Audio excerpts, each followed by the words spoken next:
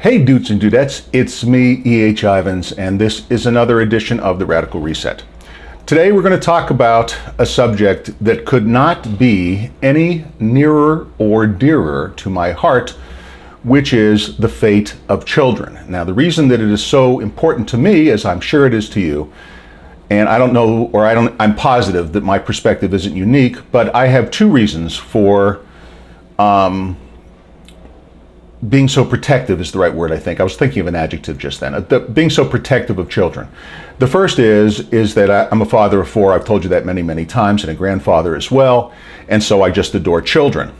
The second is I am the product of an abusive household. When I talk about child abuse, which I'm going to do fairly extensively in this podcast, I do it from firsthand experience. So just for those of you who are unfamiliar, I'm going to do this in very brief overview, but my experience in child abuse is my mother married my stepfather. His name was Samuel H.K. when I was 5 years old. He was a pedophile, a psychopath, a child beater, and when he wasn't doing all of those things, he was denigrating me and calling me, "You little stupid piece of shit." And I started to think at one point, and this is a joke, I really didn't think this, but that it was my name. Now, having said that, I endured it and I came out of it not unscathed. A lot of the reasons I ended up in prison really had to do with the mind fucking that I got as a child, not to mention the physical aspects as well. But I still think I came out of it better than the vast majority of kids who experienced something similar, because I was lucky. Number one, I had above average intelligence. I'll leave it to you to decide if that's true or false. The second is, at 5 years old, I was already aware that this man was not related to me. So from the age of 5 to 14, and at 14 I left home to go live back in Miami Beach. At the time I was in Pittsburgh when he was doing the abuse. I went to live in Miami Beach with my aunt and uncle to escape this. And I was very open about it, and I told everybody who would listen, and I did not have repressed memories. And I'm not going to get into the graphics of it, but the man was, and as far as I know, is a pedophile. There's a lot to deal with. I know you have a lot of questions for me, in relation to this.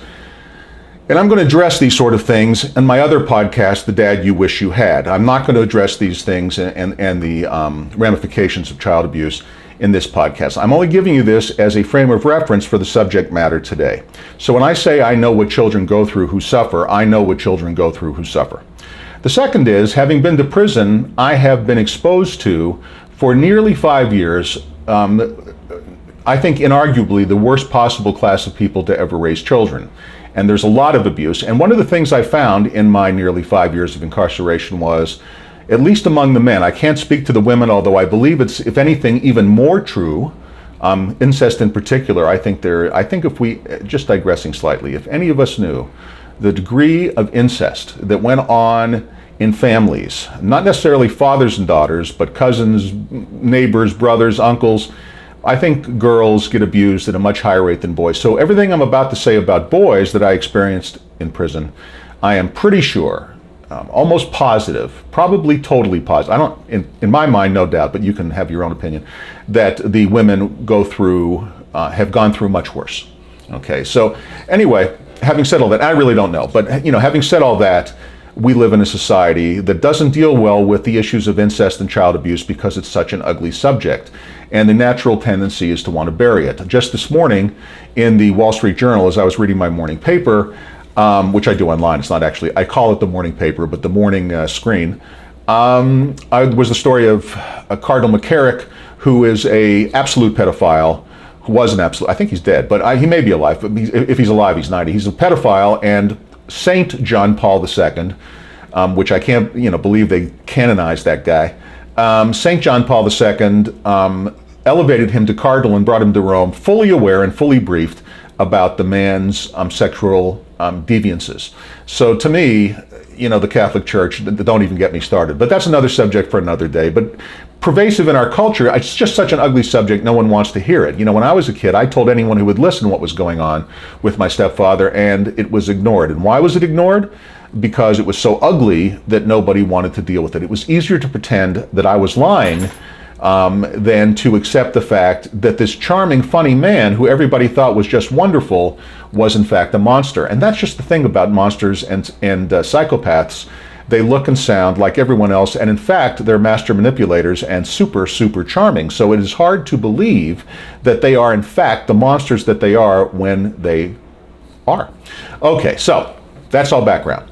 Been to prison. So when I was in prison, what astounded me was when I got into conversations, prison is a very monastic existence, if you can understand that. That's how I treated it when I did time. In the sense that, I had no distractions. I slept in basically a cubicle. It was very, very Spartan, you can imagine. Not even a mattress, just a mat. Very simple clothes, same diet, bland diet every single day, following rules that I had no part in making, that I had to follow blindly, unlike a monastery, not on faith, but on a fear of bodily harm, frankly, or further, even worse incarceration, in a place like the Hole, which is isolation. We just called it the Hole in prison. I'm sure you knew what I meant. But anyway, but I complied with the rules, and I spent prison time basically as a monk in a monastery, and that's really how I thought of it. Since for me it wasn't a lifetime career, it was based on a single mistake, I viewed it as a time to try to redeem myself, and the path of redemption began with introspection and thought. That's where the idea from Antipolitism came from, was just the time I had to think while I was in prison. That's where the dozen books I've written since I've gotten out, when I was in, that I've begun to publish since I've been out, like The Radical Reset, the Manifesto itself, and The Grand Master, which is now published on Amazon, which is a novel, and The Terrarium, which is another novel I published on Amazon, and I have a new novel coming out called Too Dark for the Devil. All of these were written longhand in prison on legal paper, and then I brought them home with me, and I've been transliterating them one by one and give them to my editor. Her name is Chelsea, to put up. But anyway, I tell you all this because I spent a lot of time thinking, writing, cogitating. I didn't do drugs like most of the guys in prison, and I didn't, spend my day planning my next crime spree. My plan was, how do I get out and redeem myself, both to the people that I harmed, to my family, and to the general population at large. Okay, so one of the things that I observed, and I got to know a lot of these kids, I became a father figure to an awful lot of kids of all the races. And the races in prison, by the way, don't mingle, but they did with me. And so whether it was black or Paisa, which is Native Mexican or Central American, or Chicano, or the Woods, which are the white kids, or what am I thinking of? The Chiefs, which were the Native Americans. I got along with all the groups just perfectly, and I became a father figure to a lot of them. I was an OG, which when I first got to prison I thought meant old guy, but it turned out to mean original gangster. And once I figured that out, they really liked me. And it was really funny, when you first go to prison, and this is just a little background, this is not anywhere near the subject matter I'm going to, and this podcast, I suspect, is going to run a little long. But I think it's going to be worth it if you stick with me, so, bear down. I can't condense the subject matter today into, 30 minutes or less. It's going to go over a little bit. But anyway, having said that, so these guys, the vast majority of these guys, I would say 99% were raised in households that had no father. And so they gravitated towards, even though they were criminals, they gravitated towards me as a father figure. They respected me, and when I first got onto the various prison yards, whether it was the yard at Yuma that I began, well, actually, when you first go to prison, let me give you a little background. When you first go in, the first place you go is jail, okay? Jail is not prison. Jail is if you're going to be sentenced for a year or less, or you're being held after trial. Now, I pled guilty because I didn't want to go through a trial. And to make a long story, which by the way is covered in the preface of A Radical Reset, you can read it there. But anyway, I went to jail for only about 2 weeks, and then I was transferred to another prison here in Arizona. It's called Alhambra Prison, where I was classified, and that of course is a non-violent, non-predicate, no danger inmate to the society, and was sent to an appropriate prison yard. They're rated 1 through 5. 5 is death row. 1 is federal country club, and everything in between. I was in a 2.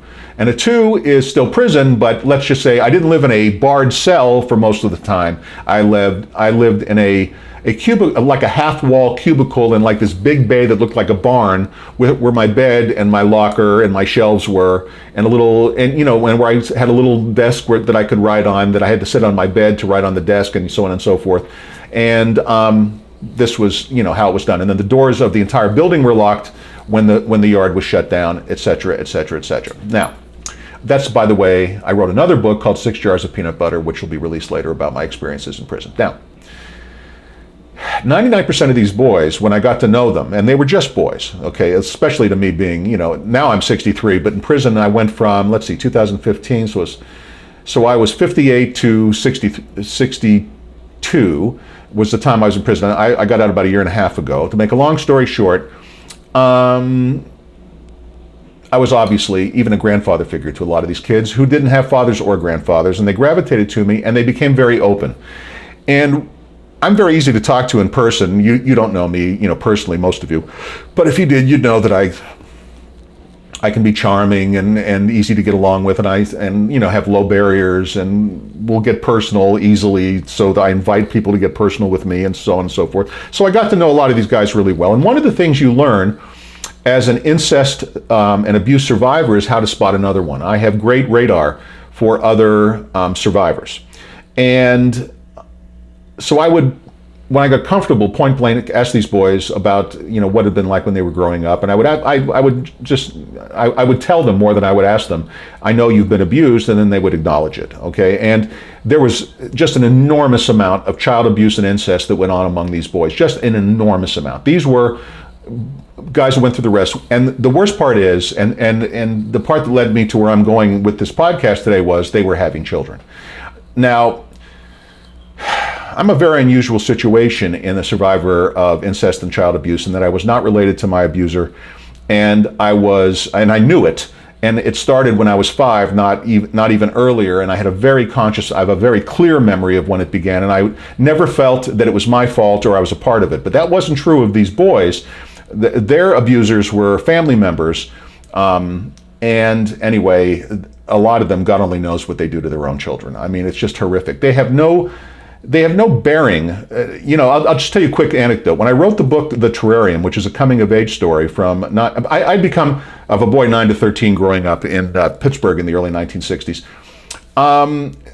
I had become fairly well known in the yard for writing these books, and there's very little to do on prison yards, so there was a waiting list of inmates who wanted to read my handwritten drafts, which got passed around as I would write these novels. Now, the typical novel I wrote, I would do in 3 drafts. I'd write the first draft, then I'd rewrite the second draft, and then I'd rewrite the third, and before I would put it in a manila envelope and put it away until, I generally gave it to one of my sons to take home on visitations, and give it to me when I got out of prison so I could work on the book. Now, the terrarium, because it is relevant to this story, it got passed around like all my books got passed around. And, and I used to actually, and they would give me, some of these people who would read my books, they weren't all morons. There were some smart people there, and I enjoyed the feedback and the input, and a lot of times I would take it to heart and do a rewrite or explain something I didn't explain or whatever it was, or, fix a context that was messed up. Because when you read your own mistakes over and over, you can't see them, right? I mean, that's why we all need proofreaders and people to check what we do. So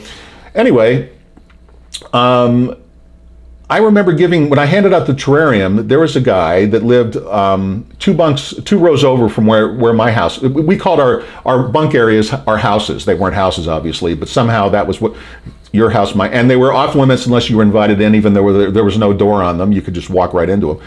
But anyway, oddly enough, there's no theft in prison because you'll die. If they catch you stealing, if the other inmates catch you stealing in prison, they will kill you. Okay, I don't give a shit what level yard you're on. That is a no-no. So I literally had nothing ever stolen the whole time I was in prison, though nothing was ever locked up. I had one small locker with a padlock on it, which the guards had the master key for, so they could get in it. So I couldn't, not that I would, but if I were hiding drugs or contraband or something. But and no one was dumb enough to do that. No one hid contraband in their house lockers. They had plenty of other clever hiding places, covered in the book, 6 jars of peanut butter, by the way. But anyway. The point of the story is, where was I going with this entire dissertation? Oh, so this one guy reads the book, and this was a very revealing comment. I said, "What'd you think?" Now, most people loved it. They, it was, what a story, what a great story. I loved it. I laughed. I cried. Blah blah blah. This guy said, I hated that fucking kid. Now, the central character is a kid, 9 to 13. I said, "What did you hate about him?" He said, "That kid just needed the shit beat out of him." And I said, "Why?" He said, "He just had a smart fucking mouth and thought he could get away with anything." Well, that's not the central character. Doesn't have a smart mouth and didn't think he could get away with anything. He was just kind of a Dennis the Menace type with a really good heart, And to make a long story short, this guy hated the book because the father didn't beat the living shit out of the kid. What does that tell you about his upbringing? Nothing could have been more revealing than his review of my book about a child. Okay, so these are the people that I met in prison, and I tell you all of this is background because these people are breeding, and they're breeding like rabbits. And they're breeding with people they call their baby mamas. I guess they're the baby daddies.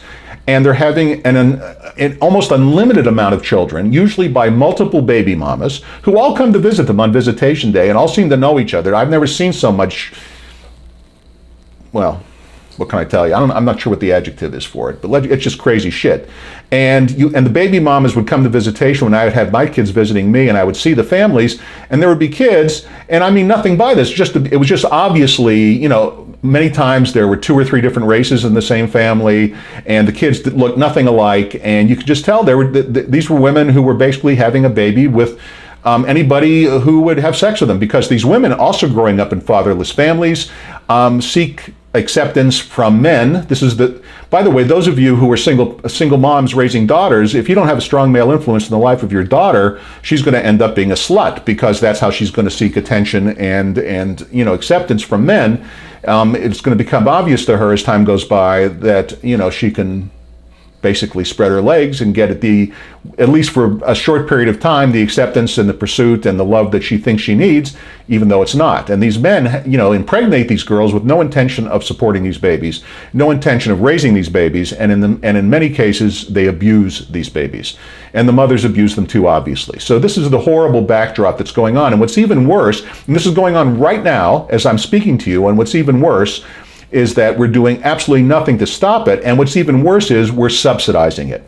And we're subsidizing it through welfare. AFDC, Aid to Family with Dependent Children, how these families are affording their lives are, the more children they have, the more money they get. Now, President Clinton had done away with that part of AFDC, and welfare started dropping down right away when he did it back in the 1990s, but President Obama put it back in. So now you can breed for babies again, and that's, of course, what they're doing. And all that we're seeing, and now I'm going to fast forward, make a big, huge leap, and then we're going to get to the central core of what I want to talk about today.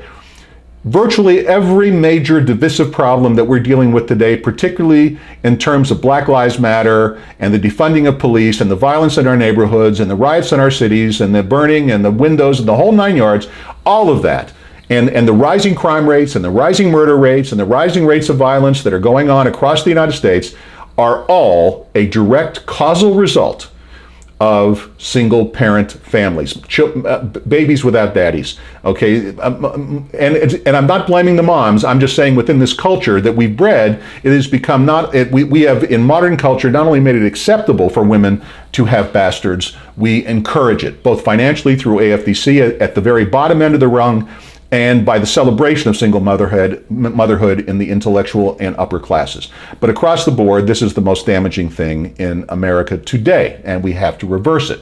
So how do we reverse it? And this was the thought as the result of my own personal experience and the question that went through my mind as I walked the prison yard in Kingman, Arizona, during my incarceration, and where I came up with the idea of weed and seed, which is what I'm going to talk about at length today. Now, weed and seed, it also will do away with the incredibly horrible foster children system. There's a case going to the Supreme Court right now. The foster child system in this country is a disgrace, okay?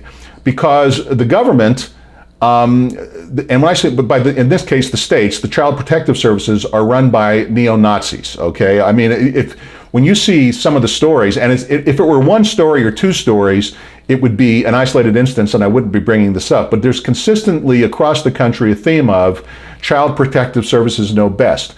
And the children always belong better with the natural parents. Well, if you were looking at the natural parents that I was looking at, the addicts, the crackheads, the meth mouths, and all the other things that are breeding, you would know that giving those children or having those children anywhere near their parents is in-fucking-sane.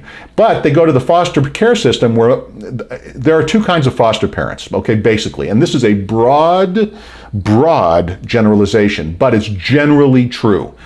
On one hand are the people who foster children, and these are the good, I'm going with the good people first, who are basically doing it out of religious conviction. This is where, even though I'm an atheist, I'm going to concede that there are a lot of religious people who view the fostering of children as a mission, and there's a lot of them, and they do a spectacularly good job. Okay, so that's not who I'm talking about. I'm not saying that there aren't monsters among them hiding, wolves in the sheeps, but these are people doing it for the right reason, not for money, is basically what I'm telling you. But then there's the rest of the foster care system, which is a revolving door of beds for money and people who are, if anything, as abusive, if not worse, than the households they come from. The whole thing is a fucking disaster. And this is what's going through my mind as a survivor of incest and child abuse myself on a prison yard surrounded by the worst of it.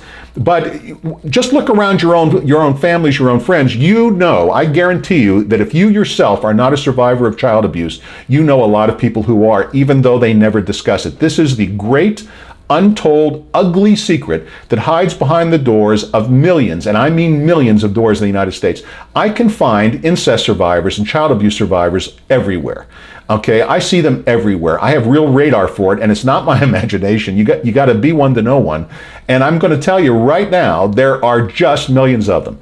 And there are people that look normal, sound normal. They come from great families. Dad's a doctor, mom's a lawyer.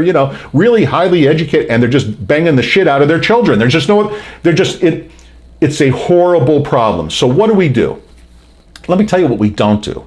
We don't create a new bureaucracy to try to deal with it, because you can't solve a problem with a problem. Okay, every bureaucracy that's ever been created in the history of government, with the only exception being ones that just do nothing more than write checks. The only thing the government does well is write checks.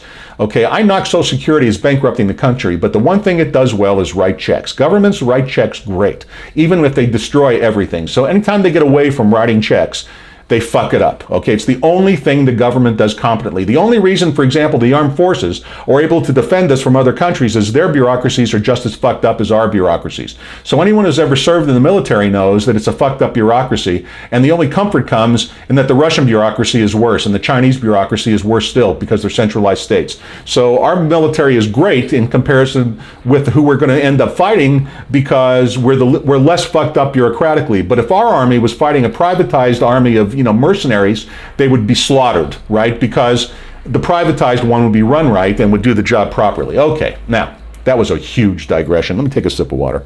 Whenever I digress, I get a mealy mouth. Dry mouth, I should say. I'm never mealy mouth.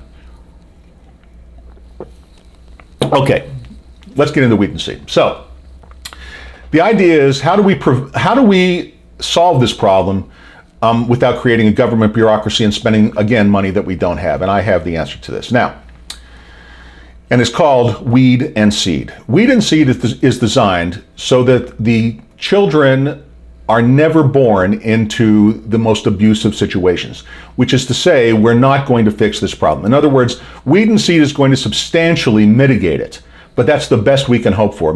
If you remember, I've told you over and over again in past podcasts, there are only trade-offs, no solutions. There is no solution to pedophilia and child abuse, because we're dealing with a psychology and a compulsion that is ugly and deep-rooted and probably primal, and we're simply never going to get rid of it. We can be aware of it, we can protect the children. That's the best we can do. And we can remove from the table the set of circumstances that can set up the most likely situation for child abuse, but we cannot prevent all child abuse. So going in, the enemy of good is perfect. So we're not going to get a perfect outcome. This is only going to be a good outcome, but it's going to be so good that not only children, but society at large will reap substantial benefits. So let me begin by not overclaiming that Weed and Seed is going to cure child abuse, poverty, riots, police brutality, and racism, but it's going to substantially mitigate it, okay? So, and you'll understand as I go through it. Okay, Weed and Seed works this way. And this comes from living amongst people who I am certain are going to respond to this program. Okay, I know these people. Those of you out there watching me who are living a normal life just simply don't have the life experience to know what I'm talking about here. And I'm not saying that to be arrogant, but you got to know them to understand them. I'm looking to get rid of the worst, okay? And that's what Weed and Seed does. It's going to do nothing for the doctor that's a pedophile. There's nothing more we can do about that than to lock him up and cut his balls off when he's cut. And when he's cut, that was a Freudian slip, caught. And I'm not joking around when I say that, by the way, but we're going to substantially mitigate it. So, Weed and Seed works like this. The government offers to any adult in the United States over the age of 18, okay? Free sterilization, okay, that the government pays for. Completely, now understand, everything in Weed and Seed is completely voluntary. This is not, right away, if you're woke, you're going to go right to fascism on this program. Don't go there. Just stay with me. This is how Weed and Seed works. If you're over 18, in the United States, you may go to any gynecologist or urologist, obviously male or female, and get sterilized, and the government will pay the bill, will pay the claim. Okay, the doctor will submit the cost of the surgery. It's an outpatient surgery to do either a tubal ligation or a vasectomy, and the government will pay for it. Now, the doctor then, and this must be, by the way, an MD. We're not going to foster clinics of, anyone else doing this. The MD will then provide you with a certificate, which then the person who's been sterilized can take to any national bank in the United States. That is, any FDIC insured bank is what I really should have said. Any bank covered by federal insurance or credit union, okay, which the government will work out how to funnel that through it's not the FDIC, but the comparable quasi-governmental agency that guarantees credit unions as well. They can go to any financial institution, therefore, in the United States, present their certificate, and get $10,000 in tax-free cash. Period. Cash. On the barrelhead, count it out, $10,000 in crispy new Ben Franklins for you, or you can have a check, or it can be put on a debit card, or wherever.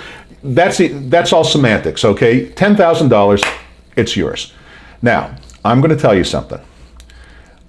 I knew thousands of these people over the time. There were 1,800 people in both the prisons I were in, and they rotate constantly. So I've known thousands of these people. And I'm telling you, they'll stand in line around the block to get the $10,000. They don't give one fuck for their children. You offer an addict $10,000, they'll sell their grandmother, let alone their children. They'll sell everything. They would do anything, okay? Have sex with anybody, perform any horrible act to get $10,000. So to go down to a nice, clean doctor's office, any doctor they want, they can go to the Mayo fucking Clinic if Mayo Clinic does vasectomies and tubal ligations. I don't know. I'm just pulled that out of my tuchus. But you could go down to any doctor in America, get a nice, safe surgery, go down to any financial institution and get your $10,000 that day. That day, the bank gets reimbursed by the government, by the way. You're going to have millions, literally, of these people go down and get checks, okay? And that means they're never going to have a baby in the first place. Therefore, we do not run afoul of those of you who are pro-life. This is not an abortion. This is the prevention of a pregnancy ever happening of a child that is highly likely, in the best scenario, to end up in prison and addiction, and in the worst case scenario, end up abused and in prison and addiction coming from these people's families. Now, obviously, people who are wealthy or middle class to wealthy will never take advantage of this program because $10,000 is not that much money to people who are actually out there earning a living day to day. But to the guy that's going to break into your house to get drug money, I'm telling you that $10,000, it might as well say $10 million. They will stand around the block to get their $10,000, okay? This is the weed part. We're going to get them to, and it's all voluntary. No one's targeting a race, no one's targeting a religion, no one's targeting an area, it's not urban or rural, it's not northern or southern, it's just, you won't get a sterilization in this country, you're over the age of 18, and under, oh, by the way, I put out under the age of 50, because after that, you're not going to be having children anyway, so 18 to 50, march down to your gynecologist or urologist, get it done. It's paid for, present the certificate to the financial institution, get your $10,000, okay? Now, before I go on, that also means that a lot of people who are upper class and are never going to have children are going to take advantage of this program and get their $10,000 too, and in particular, I would think gay people. But okay, so we write a few checks to people that don't necessarily need them. I mean, the government does that all the time anyway with lots of other fucking programs. That isn't waste, it's just, planned overrun, let's call it. We know we're going to write checks to people, but that's the whole idea behind a voluntary program. We can't say you can't volunteer for it if you're gay. I mean, come on. I mean, we can't do that game. So, bottom line, end of story, it's open to everybody. But most people are not going to do it, but the very people who you least want to have children will literally stand in line around the block to get their $10,000. That's part one of Weed and Seed. So millions of abused and addicted children will never be born, okay? and it'll just never happen. And crime rates will plummet, and single parenthood rates will plummet, and addiction rates will plummet. And that's where we begin. Part two of Weed and Seed is another $10,000 offer. You can get up to $20,000 to anyone in the United States who has children, okay, and wants to give them up for adoption without recourse, okay, under the age of 10 years old, but over the age of 9 months. That over the age of 9 months, so you can't breed for dollars, okay? We can't set up a program like welfare is now, where if you have a baby, you can get a check. It's if you already have children over 9 months and under the age of 10. And why under the age of 10? Because once a child hits puberty, frankly, to be honest, they're messed up for life. That's it. It's too late. We cannot, again, the enemy of good is perfect. We have to recognize that we're not going to save adolescents and older, and children start going into adolescence typically in this day and age. I don't know if it's the milk or the eggs or whatever the hell it is, but they tend to go in very young. So 11, 12 years old. So 10 years old is the maximum age, because you don't want to spoil what we're about to do with a few bad apples, and the odds of a adolescent being a bad apple in an otherwise calm and peaceful situation, when they're rejected by their parents and thrown away, which is essentially what the parents are doing for $10,000, is not going to hit an adolescent very well, and they're going to be nasty and mean and angry. So we're simply not going to offer it for adolescents. So over the age of 9 months and under 10, which also means this program will end automatically when the youngest child of 9 months old who gets given up for adoption reaches 10 years old, then the program automatically ends. We just run out of children to go into it. This is a one-time program and a one-time situation to transition us into a healthier social situation nationally. So we offer this $10,000. You can get your first $10,000 by getting sterilized. You can get your second $10,000 by giving up your children. So the single mom with 16 I'm exaggerating, with 4 or 5 baby daddies, with children that she doesn't give one rat's ass about because they're getting in the way of her doing her meth, can give them up and get $20,000. And again, the line will be around the block. And we were going to get millions, again, of these children given up for adoption. So now the issue becomes, after I've just said what a shithole the foster care system is, what are we going to do about it? And the answer is, this runs in conjunction with my ideas to legalize all drugs. With the money that we save by ending the drug war, the tens and hundreds of billions of dollars every year, we are going to build what I'm going to call child care homes, okay? Now, I'm not going to use the word orphanage, because when I say orphanage, it conjures up images of Oliver Twist. You know, the little boy holding up his bowl and asking for more, can I have more gruel, sir? You know, we're not going to do that, okay? Instead, we're going to build child care homes. These are going to be as beautiful a facility as architecture can design, staffed not just by professional social workers, but also by grandparents. We're going to have a program of grandparent docents, okay, people who have lots of time on their hands, who have successfully raised children, who will be background checked before they're allowed to work as docents in the system, who will then augment the professional staff, and we'll have a very high staff-to-child ratio of children in these homes. And these will be beautiful homes with private rooms and private bathrooms and delicious food and good clothes, and the children will go to excellent charter schools and will have all the advantages while they're awaiting adoption. And we're going to make the adoption process very, very simple, so that as long as everything checks out on a thorough background check, we're going to do thorough background checks on prospective adoptive parents. We will adopt out as many of these children as we possibly can, and for those we can't, it won't be a family to grow up in a child care home, but a lot better than the crack den they were growing up.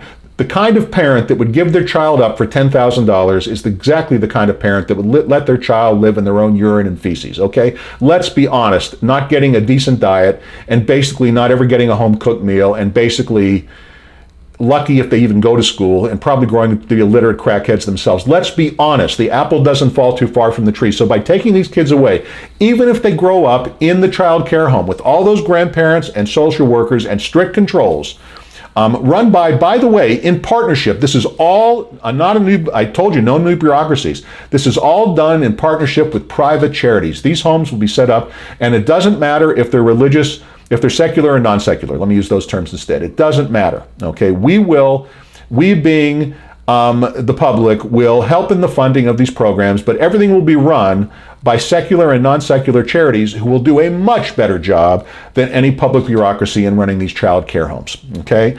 And those are the two elements of weed and seed. $10,000 to be sterilized and go down to the bank, $10,000 if you give, it's not $10,000 per child, by the way.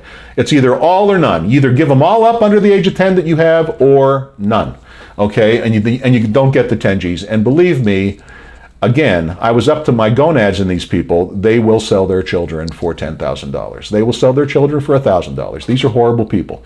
But that's where the seed comes in. Why the $10,000? Because I called this program Weed and Seed. Now, I've just covered at length what the weed part is. Let's talk about the seed part.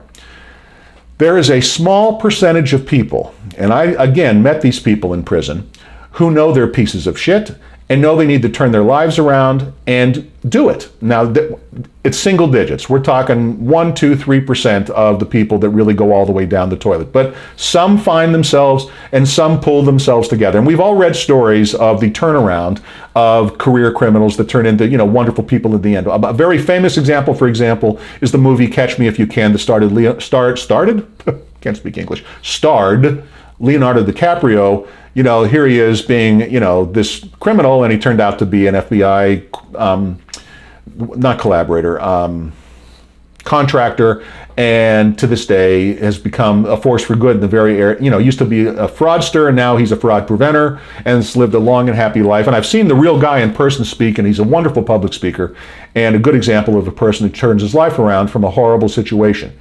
And there are a few of those guys around. There are a few. I'd like to sort of think that I'm one of those guys.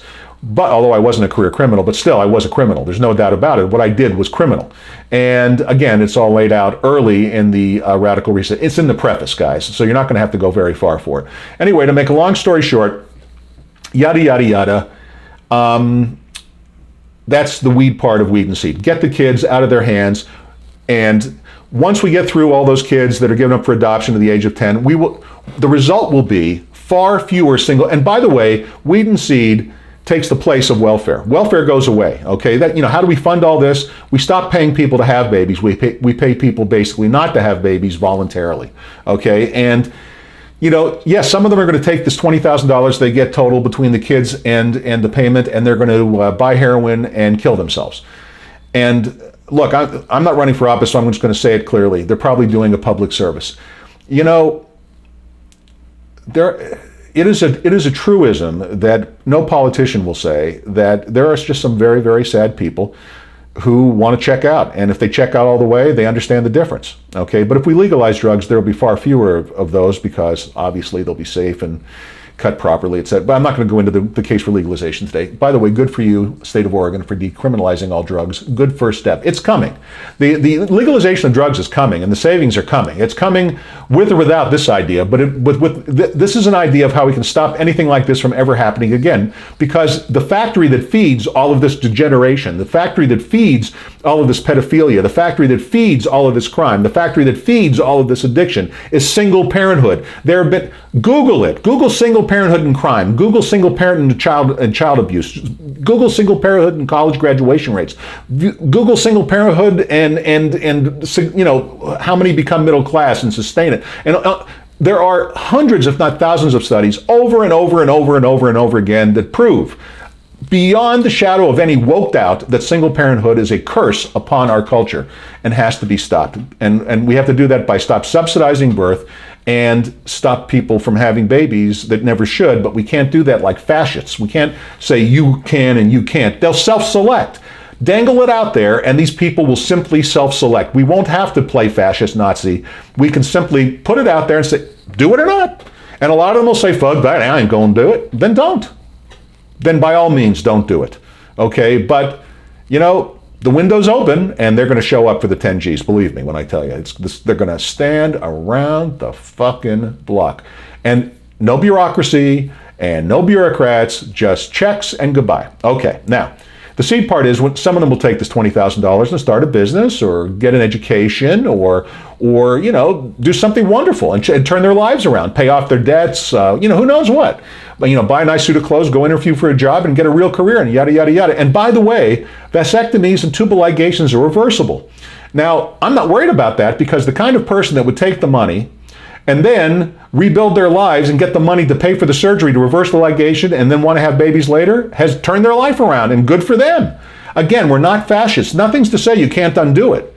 Okay, the vast majority won't undo it. The vast majority will take their money, do their drugs, and slide into depredations, God knows where, in some street corner. But okay, but the rest, I mean, the few that'll save themselves, that get the tubal reversed or the vasectomy reversed, good for them, because it's going to cost them as much as they got to get it done, and that alone is a good screen to prevent bad people from getting it reversed. Bad people won't be able to afford to get it reversed, right?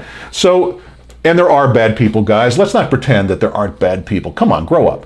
Let's not get all woke with this bullshit. Okay, so weed and seed, crime goes to next to nothing, single families are restored, and life goes happily ever after, and the next generation of addicts, criminals, dope fiends, abused children, pedophiles, psychopaths, sociopaths, and all the horrible things that come from this plague. And these people, if we don't do something soon, they're going to overrun us, because good people, just to use that as a broad definition of every race, don't have a lot of children. Because good people view children as what they are, a joy but an expense. And good people say to themselves, I can't afford to have more than 2 children and still do for them what I should be doing as a parent, like putting them through school and putting them through college and buying them what they need in clothes and supplies and taking them to fun and vacation and doing all the things for a healthy childhood. Okay, so they limit themselves to what they can afford. But bad people, who the government subsidizes through more checks and don't give a shit because they're only going to take the kid money and shoot it up their arms and leave the kids to fend for themselves on the street. And if you don't think that's going on, you are not paying attention. Okay, and it has this has nothing to do with race. It goes on in every group, period. And we're not talking a few people here. We're talking like half the population. I mean, we're talking a lot of people here. They need to not be having children. And if we don't do something about it, they're going to overrun us. And when they overrun us, it's the end. Do you get it?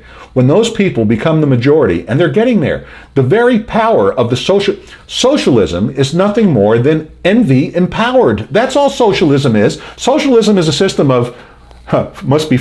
The bottom line of socialism ought to be, it must be fucking nice. You know, they look at somebody who's done it with their life and they go, must be fucking nice. Well, that's not fair. That's not equal. And they take it away from them to give it to somebody who deserves nothing.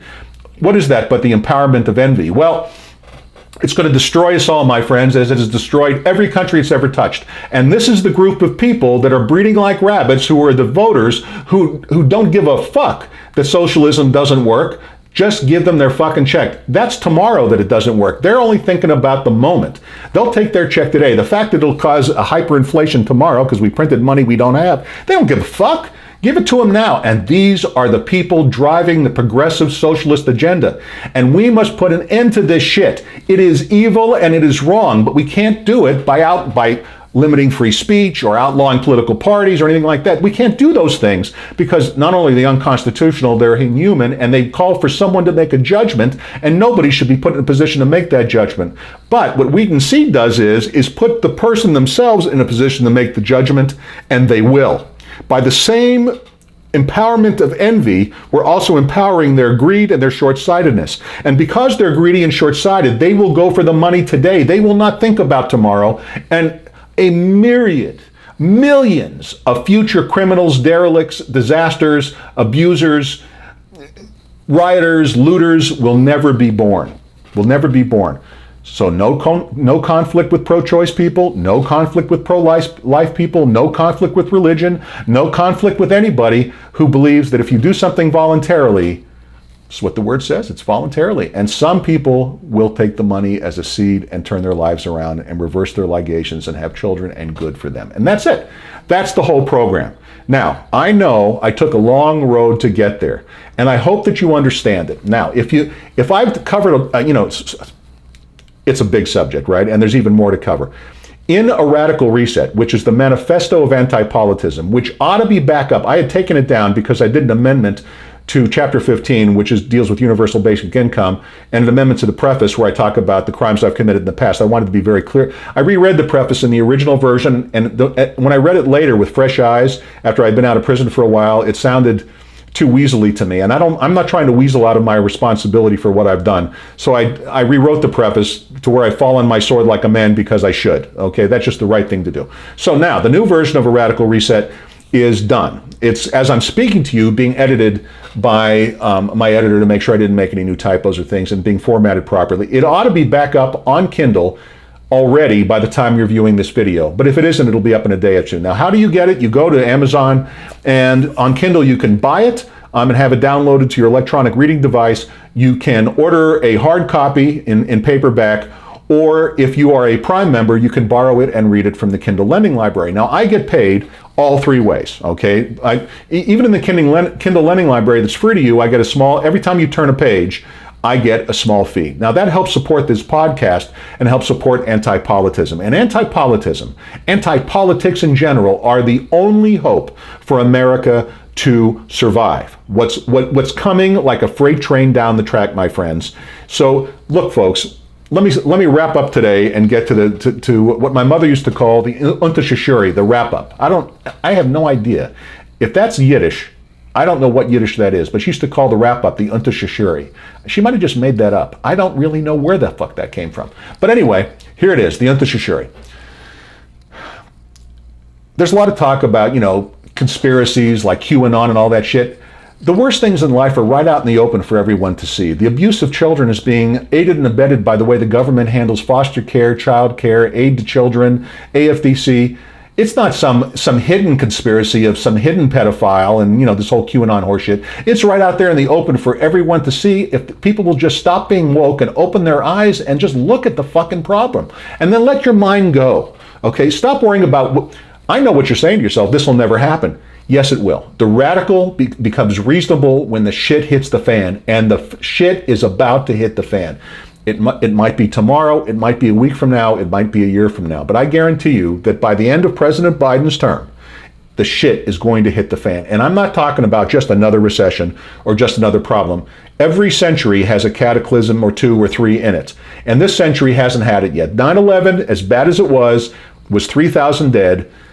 That doesn't compare with World War I and II, Korea and Vietnam. I'm sorry, as horrible as it is, it's not in the same league. And I'm not belittling it in any way. But if you think, and the real estate collapse in 2008 that ended with me being in prison, that was headed off at the pass. That never turned into the depression it could have been.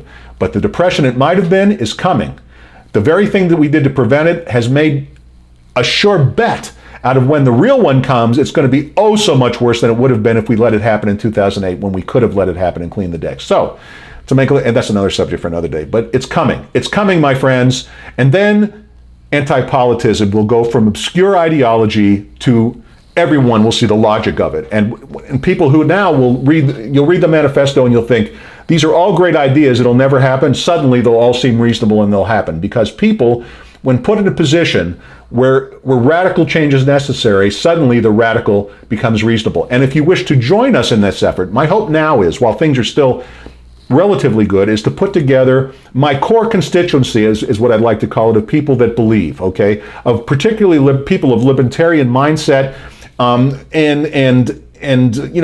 a freedom mindset, let's just say, to join the anti-political movement. Now, you can do that by texting anti-politism to the number above, 844-935-0444, and I'll be back in touch with you and talk to you about how you can become involved and how we can grow anti-politism to become the movement of the future. Let's get rid of the Democrats, let's get rid of the Republicans, let's get rid of the bureaucrats, let's get rid of all the waste, let's get rid of the taxes, let's get rid of the fees, let's get rid of the subsidizing of bastardy, let's get rid of all the things that make no sense, and move forward, not in an anarchy. Anti-politism is not anarchy. It is democracy by selection, not election. So we get good people, not politically ambitious people who have fucked us up, but good. All right, enough speech for today. Thank you so much. Don't forget to click the subscriber button if you haven't already. Don't forget to share this with your friends. Please, please, please share this with your friends. Click the notification button. And until next time, thank you very much for joining me. And this is E.H. Ivins, signing off.